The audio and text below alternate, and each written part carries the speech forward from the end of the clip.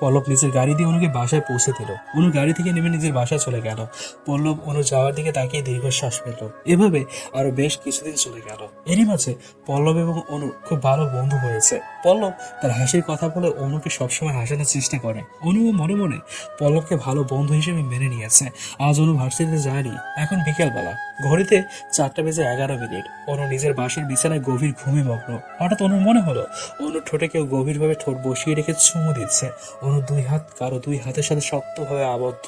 অনুর শ্বাস আটকে যাচ্ছে। তাড়াতাড়ি করে নিজের দুই চোখ খুলে অনু নিজের ঠোঁট কারো ঠোঁটের মধ্যে মেশানো দেখল। সামনের ব্যক্তিটা অনুকে গভীর চুমু দিচ্ছে। অনু চরম শখ খেলো। তাড়াতাড়ি করে অনুর সজোরে ধাক্কা দিয়ে নিজের উপরে থাকা সামনের ব্যক্তিটিকে সরিয়ে দিল।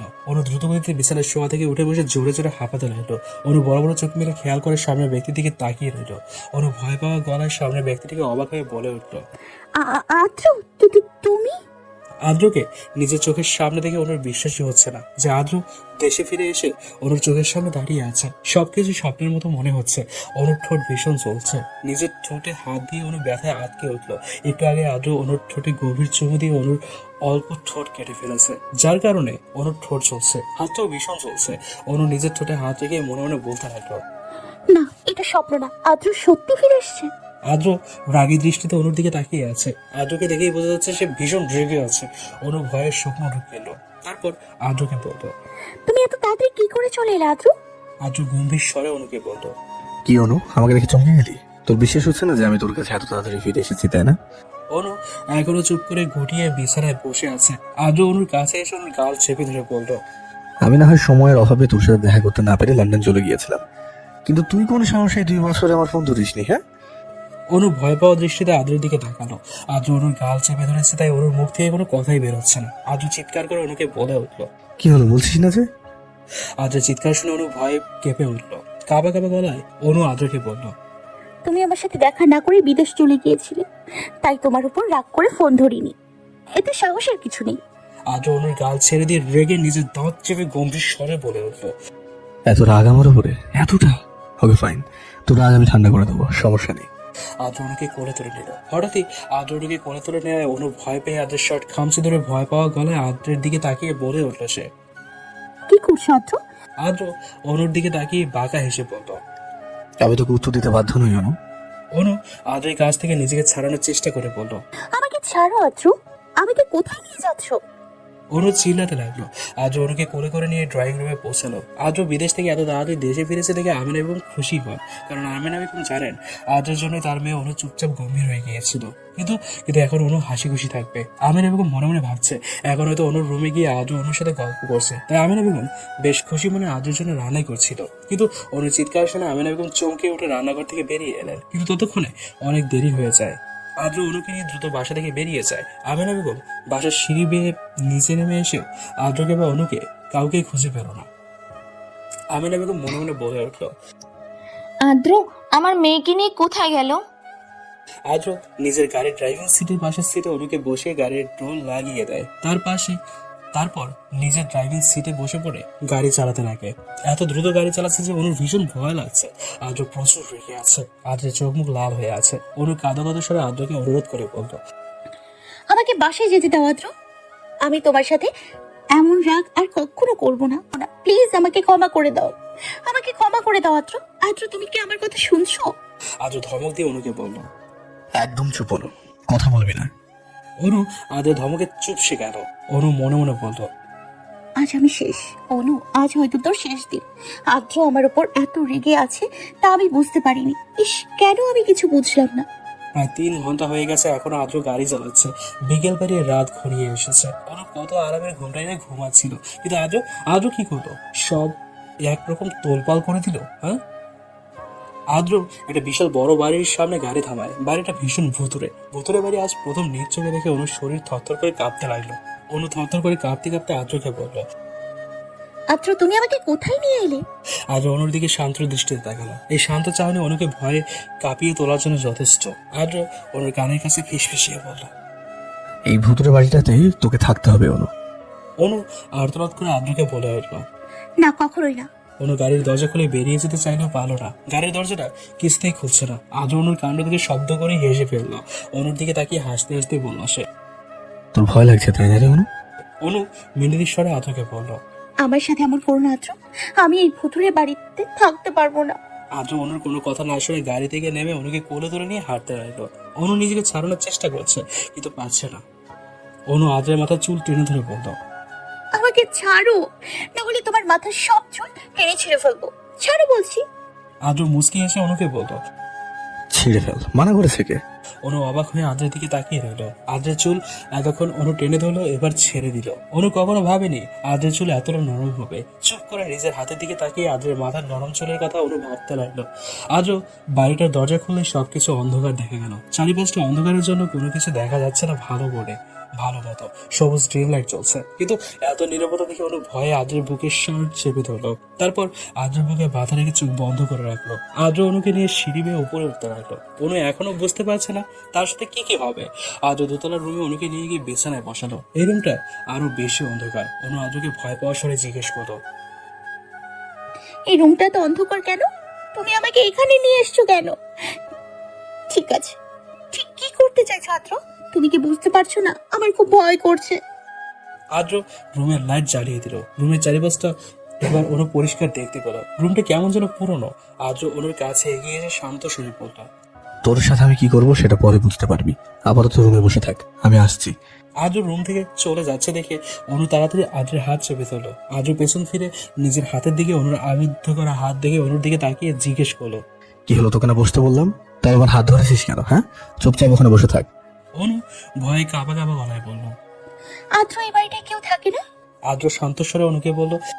না, থাকে না তো কি হয়েছে? তুমি আমাকে একা ফেলে চলে যাচ্ছ কেন? যদি ভূত এসে আমাকে নিয়ে যায় তখন আবার কি হবে? আদ্র হেসে ফেলে অনুকে বলল।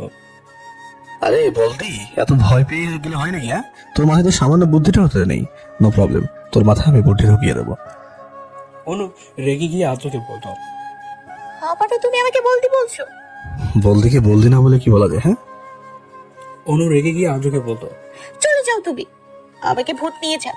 অনু আবারও বিছানায় মুখ গম্ভীর করে বসে পড়ল। আদ্র অনুর কাণ্ড দেখে হেসে আবারও যেতে যাবে, ঠিক তখনই অনু আবারও আদ্রকে থামিয়ে দিয়ে বলে উঠল। দাঁড়াও আদ্র।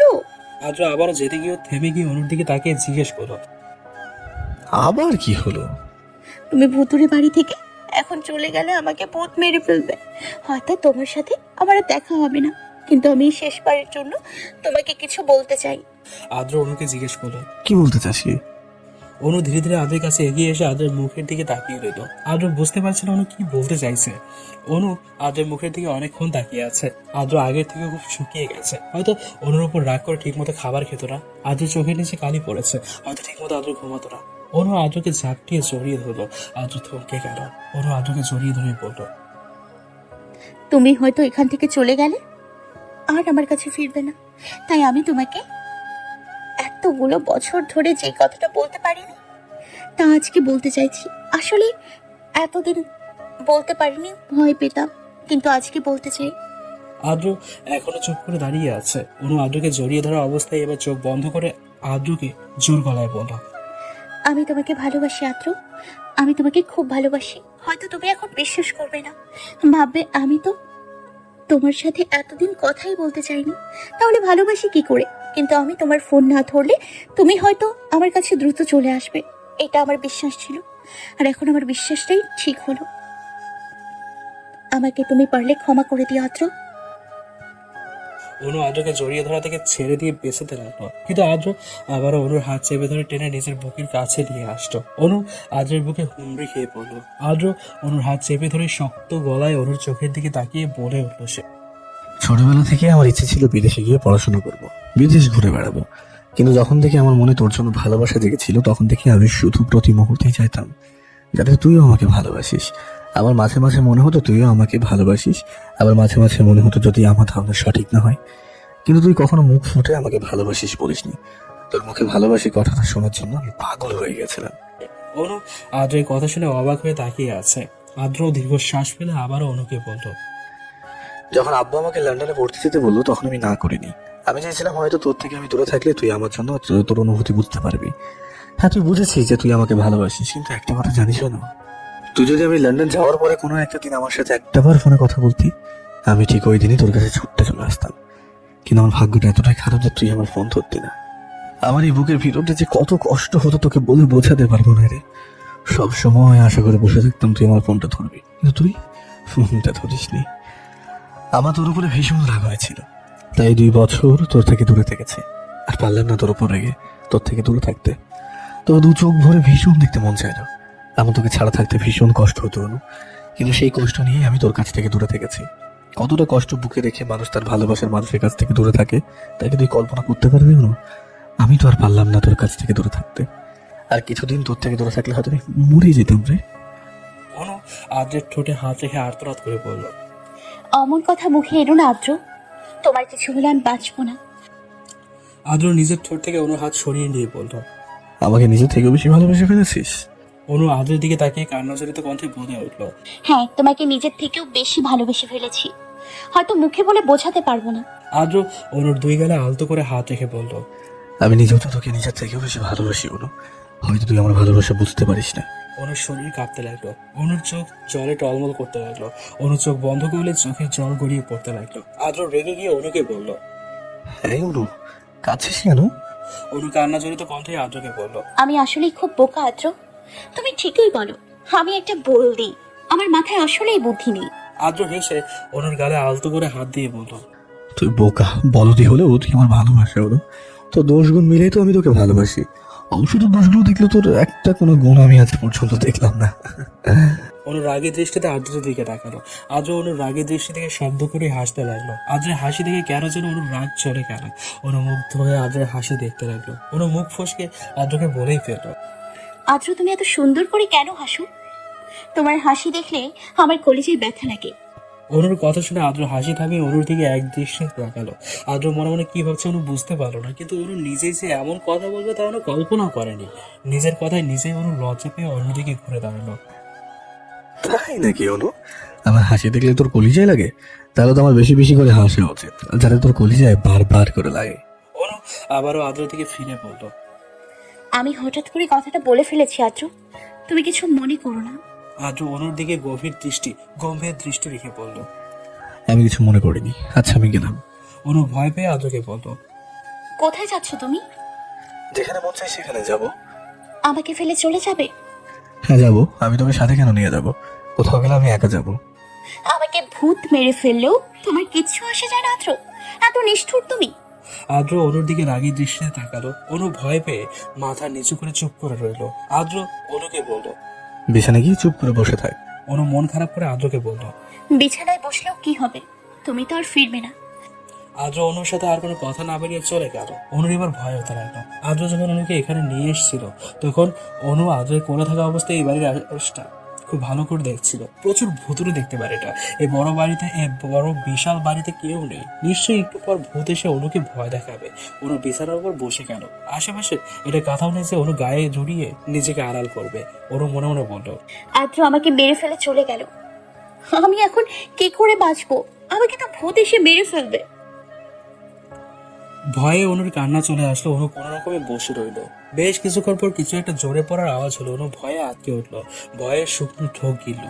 মাথার উপর ফ্যান চলছে, তবুও অনু ঘামতে রইলো। অনু ভয় পাওয়ার সুরে বলে উঠলো। কে ওখানে?